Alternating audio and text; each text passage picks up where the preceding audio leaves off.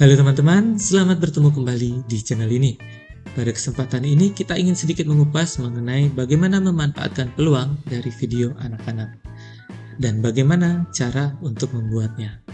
Ayo kita simak.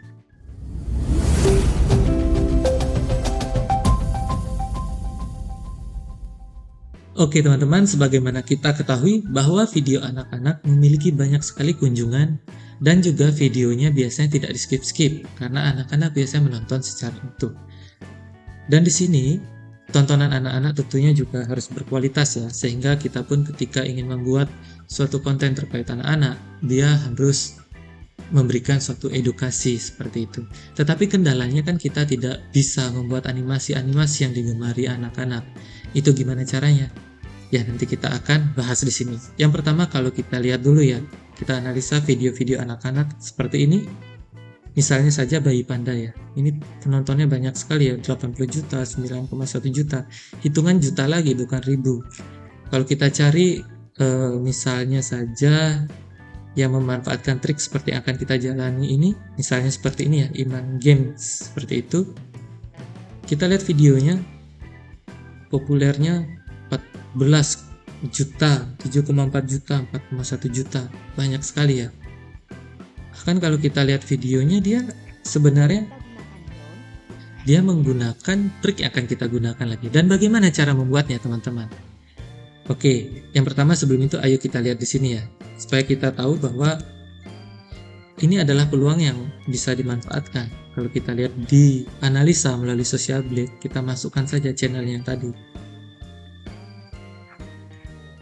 Di sini kita bisa lihat perkiraan ya, tapi rata-rata perkiraannya cukup akurat. Nah ini channelnya, kita bisa lihat dia dapatnya paling kecil 1,8k ya. Coba dolar to rupiah kita cari, 1,8k berarti 1.800. Dia mendapatkan berapa ini per bulan? Ini 27 juta paling kecil ya teman-teman. Bahkan paling tingginya bisa 29k. Kalau 29k itu 29.000. Berapa ini? Angkanya banyak sekali. Sekitar 400 juta paling tinggi ya. Ya kita ambil tengah-tengahnya saja.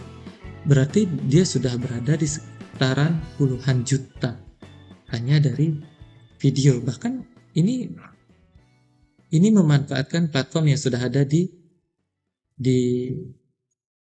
Play Store ya. Nah, sekarang kita akan belajar bagaimana cara membuatnya. Oke, apa saja sih yang dibutuhkan teman-teman? Yang pertama, kita membutuhkan yang namanya aplikasinya tentu saja untuk gamesnya yang akan kita rekam. Dan berikutnya kita butuh apa? Kita butuh rekam layar, dan kemudian terakhir kita butuh editor ya, untuk mengedit videonya. Oke, untuk yang pertama adalah aplikasi perekam layar. Aplikasi yang biasa saya gunakan adalah Asset Screen Recorder ini teman-teman. Di sini yang pertama kita perlu ubah adalah di bagian setting ya. Di sini pilihlah resolusi yang cukup tinggi, yang paling tinggi ya, Full HD. Dan untuk orientasinya kita gunakan sesuai yang kita perlukan. Kalau untuk merekam games tadi gunakan landscape, dan ini karena saya sedang merekam layar menggunakan rekam layar ini, dia menjadi potret ya, karena saya tidak bisa ubah saat ini karena sedang merekam seperti itu. Ini adalah aplikasi yang pertama saya gunakan. Cara menggunakannya cukup mudah. Nanti dia akan muncul icon seperti ini, tinggal diklik saja, klik start itu. Ini tidak muncul karena saya sedang merecord ya. Nanti dia akan muncul logo seperti segitiga untuk memulai, dan dia akan menghitung mundur dan siap untuk di record. Jadi diamkan saja, dan sepanjang merecord, ketika sudah selesai kita tinggal tekan tombol stop seperti itu, dan dia akan disimpan otomatis di galeri. Lalu yang kedua tentunya kita memerlukan aplikasi gamenya ya. Itu bisa dicari di Google Play Store, ada banyak sekali. Yang ingin dimanfaatkan apa saja silahkan. Di sini kita tinggal klik ini ya, misalnya contohnya adalah game ini, game Bayi Panda atau Baby Bus ini ya. Ini pastikan sudah terrecord ya. Misalnya kita ingin merecord video ini, untuk openingnya tidak apa-apa, record aja terus seperti ini. Nanti bagian yang ingin dihilangkan kita bisa hilangkan pada saat diedit. seperti itu. Oke, ini dia sedang loading ya. Nah, footage ini, video-video ini, bagian-bagian ini kan sudah bentuk animasi tanpa kita harus membuat animasi secara mandiri, secara manual. Kita bisa memanfaatkan ini seperti layaknya orang mereview games ya. Kan banyak yang sekarang membuat konten terkait game ya, ini kurang lebih sama seperti itu. Nah, di sini kita bisa bercerita ya, bisa kita dubbing, bisa kita gunakan untuk pembelajaran, atau bahkan kalau kita ingin menjadikan ini video seperti lagu, bisa saja. Nah, ini kan animasi cukup bagus ya teman-teman. Misalnya di sini ini sudah 3D ya, semi 3D bisa kita pergunakan. Oke, misalnya kita record sampai di sini saja. Sebagai contoh saja, kita sekarang akan melakukan editing. Di sini aplikasi yang saya gunakan adalah VN, karena menurut saya paling simpel dipergunakan ya. Nah, tinggal klik icon plus. Nanti kita buat proyek baru, dan di sini import saja dari galeri video yang tadi kita rekam. Nah, misalnya di sini saya ingin edit bagian ini, saya pisahkan ya. Di sini kita cut, ada gambarnya lambang seperti gunting, dan sampai di sini. Kemudian yang tadi kita delete dan kita ambil ini untuk pembuka depannya, openingnya seperti itu. Nah, tadi bagian tidak kita inginkan, kita tandai di sini, kita cut, potong dia sampai di, kita cari ya, startnya di mana. Misalnya kita mulai dari situ ya, kita tandai, sudah, ini kita yang tidak kita perlukan bisa kita hapus ya. Nah, dia langsung ke sini, bagian yang tidak diperlukan sudah hilang.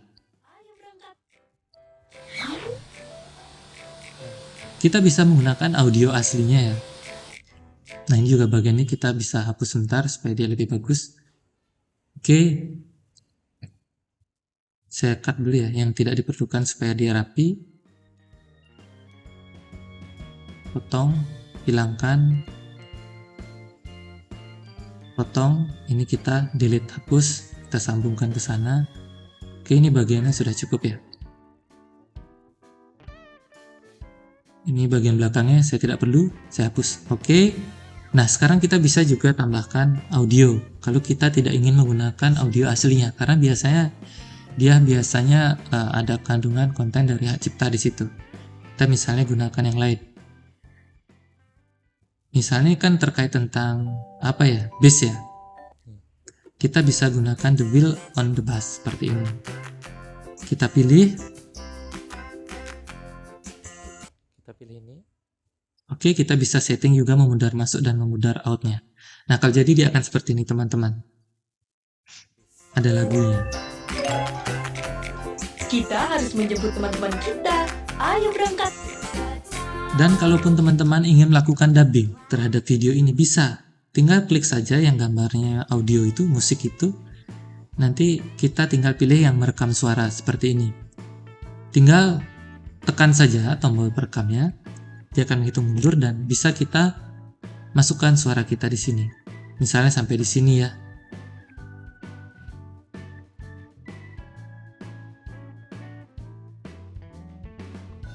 Oke, dia jadi seperti ini. Sudah terlihat ada di atas. Nah, ini volume musiknya saya kecilkan sedikit. Dia akan menjadi seperti ini.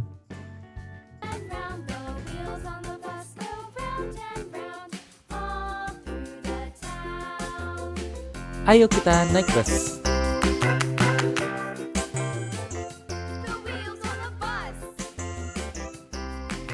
Oke, ini hanya sebagai contoh ya teman-teman ya. Ketika sudah selesai kita tinggal ekspor dan dia akan mengekspor video ini ke HP kawan-kawan dan dia akan menjadi suatu video secara utuh.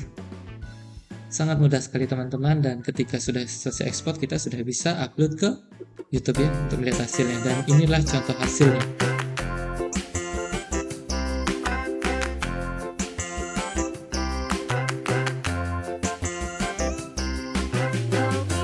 Oke teman-teman, ini saja yang dapat saya sampaikan pada kesempatan ini. Semoga bermanfaat bagi teman-teman semua.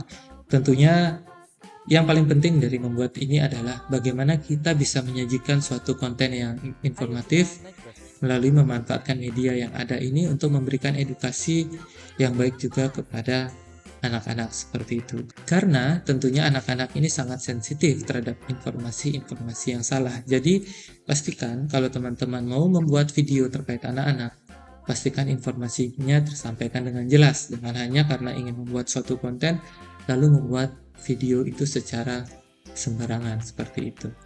Tetap harus memperhatikan aturan-aturan yang berlaku dan juga pendidikan dan edukasi tentunya kepada anak-anak yang menonton. Mungkin itu saja, terima kasih karena telah mau mampir, sampai bertemu di video-video selanjutnya. Sampai jumpa lagi.